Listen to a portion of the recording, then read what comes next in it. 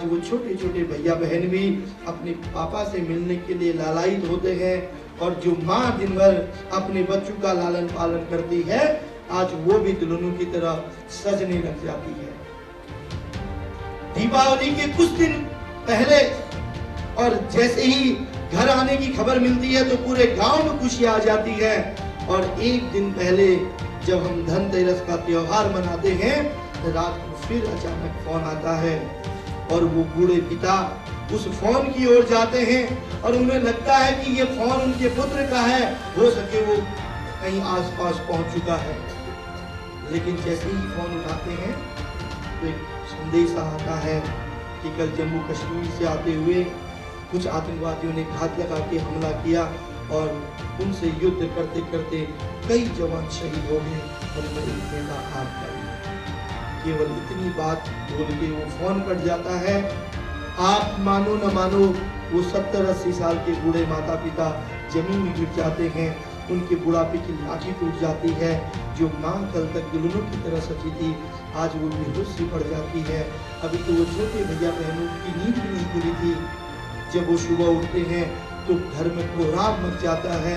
जो कल तक आंगन खुशियों से खिला था, आज वो शमशान बन जाता है।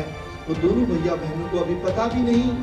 वो अपने मम्मी पापा के बारे में, अपने पिता के बारे में माँ से पूछते हैं, कोई उत्तर नहीं मिलता। वो दादा दादी से पूछते हैं कि आज तो पापा आने वाले थे, कोई आंसर नहीं मिलता बेटा। जब वो बाहर निकलते हैं तो आंगन में असंख्य लोगों की भीड़ नजर आती है। उन्हें लगता है कि शायद उनके पिता आ गए। वो कहते हैं, वो भाई अपनी बहन से कहता है कि आज पापा से कोई नहीं मिलेंगे, आज अपने पिता से हम मिलेंगे, हम दिवाली का त्योहार मनाएंगे। वो छोटी बहन कहती है कि आज मैं अपने दोस्तों की तरह अपने पिता के गले लगूंगी। वो दोनों भैया बहन गांव वालों से पूछते हैं जिसने पिता को देखा है, लेकिन कोई उत्तर नहीं देता। और तब उनकी नजर तिरंगे से लिपटी एक जो शहादत उस आंगन में आती है उस पे जाती है।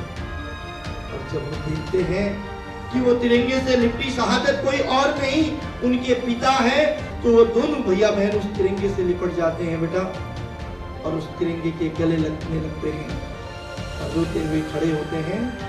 कहते हैं कि माँ, हम समझ गए कि अब हम अपने पिता के साथ कभी दीपावली नहीं मना पाएंगे, अब हम और बच्चों की तरह फिर कोई त्योहार नहीं मना पाएंगे। माँ, मैं समझ गया कि आज तू क्यों उदास सी है।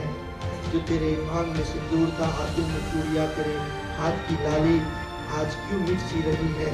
माँ, मैं समझ गया कि फिर तू कभी दुल्हनों की तरह सज नहीं पाएगी। वो बेटी कहती है कि माँ, मैं समझ गई, फिर हम अपने पिता के गले नहीं लग पाएंगे। और दोनों भैया बहन कहते हैं कि हम अपने दादा दादी के बुढ़ापे की लाठी को फिर नहीं देख पाएंगे।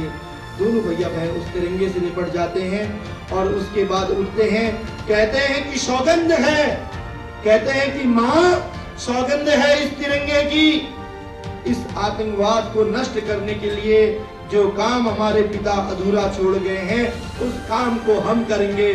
सौगंध है माँ तेरे आंखों के आंसू की, फिर जीवन में कोई ऐसा काम नहीं करेंगे जिसकी वजह से तेरे आंखों में आंसू आए। सौगंध है हमें अपने दादा दादी की, इनके बुढ़ापे की लाठी हम बनेंगे।